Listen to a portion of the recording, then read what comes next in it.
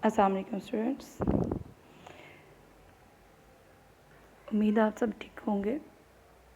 आज हम लोग अपने लेक्चर में जो क्वेश्चंस करेंगे, जैसे कि आप लोग प्रीवियस लेक्चर में पढ़ चुके हैं कि फ्रैक्शन को सॉल्व कैसे करते हैं, मिक्स फ्रैक्शन को, यूनिट फ्रैक्शन को, प्रॉपर फ्रैक्शन को। जैसे कि आप यहाँ देख रहे हैं कि जो क्वेश्चन लिखे गए हैं वो यूनिट फ्रैक्शन है।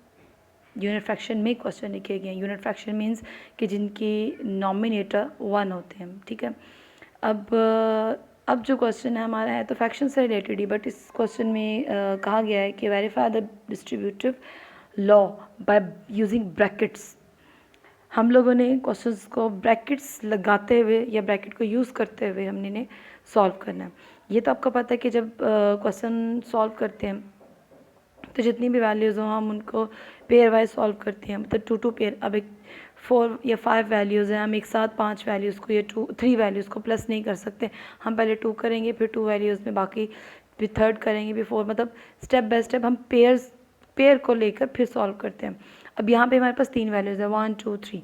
हमने क्या करना है, हमने इनको भी पेयर में लिखना है। अब पेयर में लिखना है तो मतलब पेयर में सॉल्व करना है, तो वो पेयर में सॉल्व करना कि ताकि दूसरा समझ सके कि हमने इसे सॉल्व कैसे किया, हमें भी पता चले कि हमने इसे सॉल्व कैसे किया। तो वो जो सेपरेशन होती है ना कि सॉल्व अलग से करना, वो अलग से करने की बजाय हम इसे ये करेंगे, हम ब्रैकेट्स यूज़ कर लेते हैं, ब्रैकेट लगा लेते हैं, तो हमें पता चल जाता है कि ये एक सेपरेट चीज़ है। ठीक है, सेपरेट कर दिया हमने पूरी फॉर्म में कि हमने ब्रैकेट लगा दिया, हमने इस चीज़ को सेपरेट कर दिया, हम इसको सॉल्व करेंगे, देन उसके साथ हम दूसरी वैल्यू को अटैच करेंगे। जैसे कि आपको यहाँ क्वेश्चन लिखे नज़र आ रहे हैं। मैं स्टार्ट कर रही हूँ क्वेश्चन नंबर 1 सॉल्व करना। क्वेश्चन नंबर 1 हमारे पास है 1/2 मल्टीप्लाई बाय 1/4 मल्टीप्लाई बाय 1/5। मैं पहले अगेन क्वेश्चन दोबारा नोट कर रही हूँ। आपको प्रीवियस लेक्चर्स में जो बताया गया था वो ये कि जब वैल्यूज़ फ्रैक्शन में होती हैं तो उनमें एलसीएम लिए जाते हैं, किसी में एलसीएम नहीं लिए जाते। तो अगेन रिपीट करवा देती हूँ कि जब मल्टीप्लाई का या डिवाइड का साइन हो तो एलसीएम का कोई चक्कर नहीं होता, जस्ट प्लस और माइनस, सिर्फ उसमें एलसीएम लिया जाता है, इसमें कोई एलसीएम नहीं लिया जाएगा। अभी हमारे पास जो क्वेश्चन है वो है 1/2 1/5। हमने इसमें करना है ब्रैकेट्स लगानी है, ठीक है। ये अब हम पे डिपेंड करता है ब्रैकेट कहाँ पे लगाएं।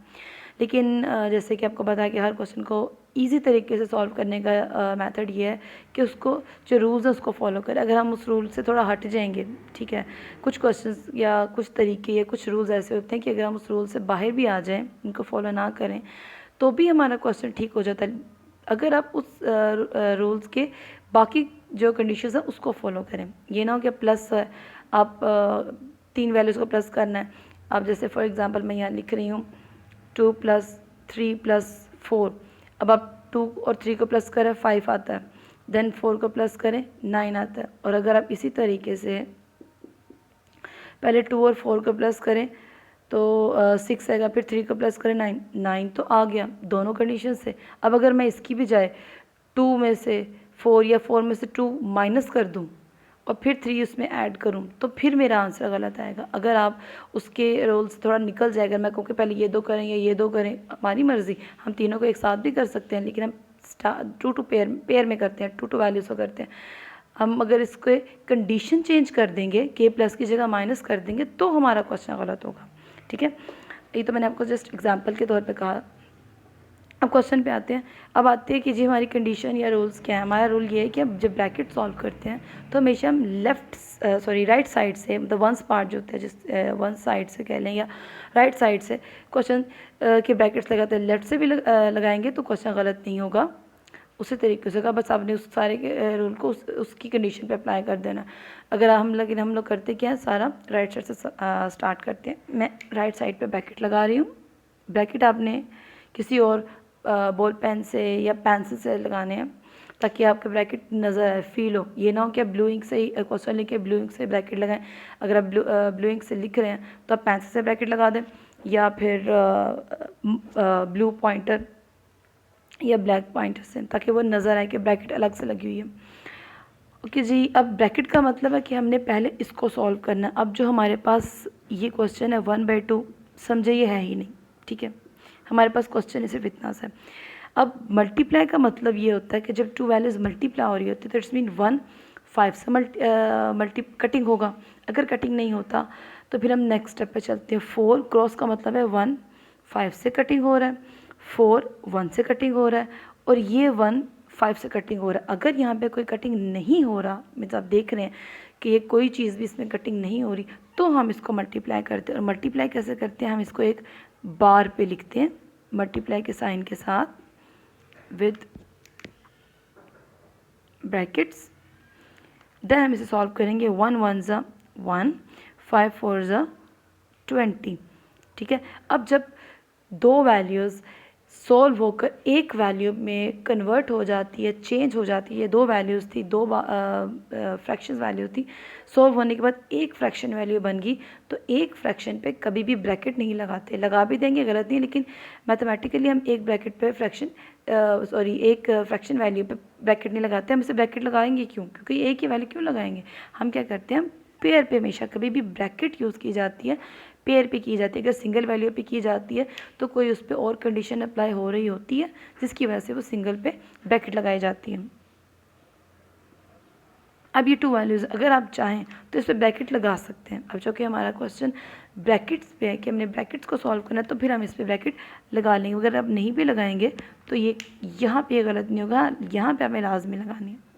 चलें, अब देखिए 1 20 या 2 1 कुछ नहीं कटिंग हो रहा। हम इसको भी इसी तरीके से एक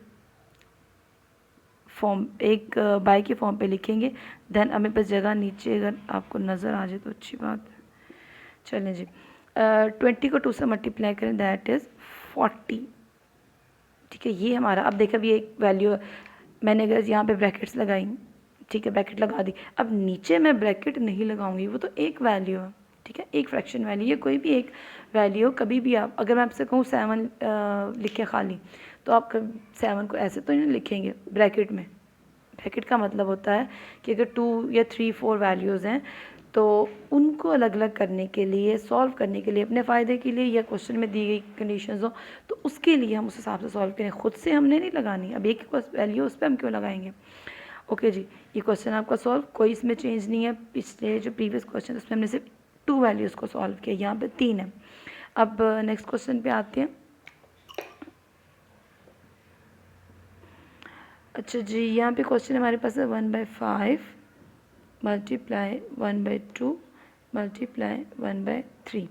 इस पर भी हम ब्रैकेट्स लगाएंगे, ब्रैकेट लगा दी हमने। ओके जी, अब इसको सॉल्व करें। आप देख रहे हैं ना 1 3 से कट होता है ना 1 2 से। हम इसको भी एक बाय के फॉर्म में लिखेंगे। ब्रैकेट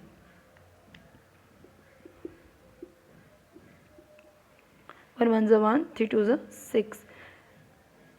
ओके जी, अब 1 6 किस टेबल पे भी नहीं आता, कटिंग ही नहीं होती। 1 5 ये भी नहीं होता, पर ये सारे के सारे यूनिट फ्रैक्शन है, तो यूनिटरी फ्रैक्शन में कहते हैं यूनिट। अब इन सब में किसी कंडीशन पे भी कटिंग नहीं हो रही।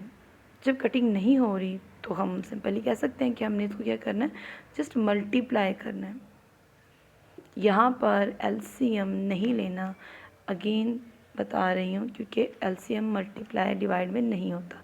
1 1 ज़ा 1 5 6 ज़ा 30 फिनिश। ठीक, जब हमारे पास 2 वैल्यूज़ का सोल्यूशन होगा तब हमने ब्रैकेट लगानी है, 1 वैल्यू पे नहीं लगानी। ठीक, अब ये हमने किए क्वेश्चन सेम उसी को मेथड के हैं, पैटर्न से किए, कोई चेंज नहीं है। सिर्फ वो ये चेंज है कि वहाँ पे सिर्फ 2 वैल्यूज़ थी, उनके बीच में मल्टीप्लाई का सिंबल था। यहाँ पे 3 वैल्यूज़ हैं, उनके बीच में उनमें हमने मल्टीप्लाई करना है। तो उन तीनों को मल्टीप्लाई करने के लिए, अपने फ़ायदे के लिए, ईजी करने के लिए हमने क्या किया, गिवन कंडीशन के अकॉर्डिंग ब्रैकेट लगाई। ठीक है, और उन ब्रैकेट के अकॉर्डिंग उसको सॉल्व किया। मेथड सेम वही है।